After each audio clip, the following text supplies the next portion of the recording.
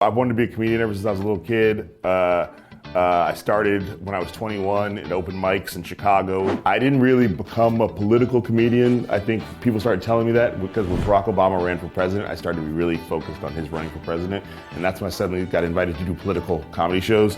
I guess I always said back in the day, when a black person has an opinion, suddenly they're political. There's a tradition of great black comedians who I'm standing on the shoulders of. So for me, it's like anytime I have a hard time or this is struggle, or I think about someone like Dick Gregory.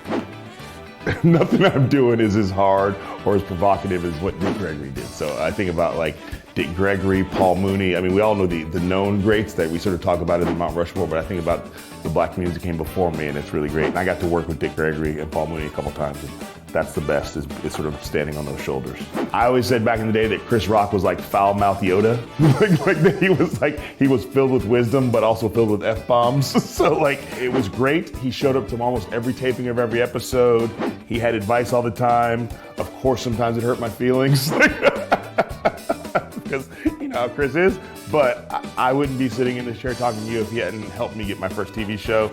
It was like, I feel like I went to like Chris Rock Community College, like, because we were there for like a year. So I didn't graduate, but it was like Chris Rock Community College. And he changed my life, changed my family's life. I will never forget it. This year's the 10-year anniversary of the premiere of Totally Biased. None of my career would have gone this way if not for him. The toughest thing about being a black comedian is not being Kevin Hart. That is by far the toughest thing. Man, that looks fun. I mean, I know it's not all easy, but man, that looks fun. And it also seems to pay very well. So shout out to Kevin Hart. That's the toughest thing.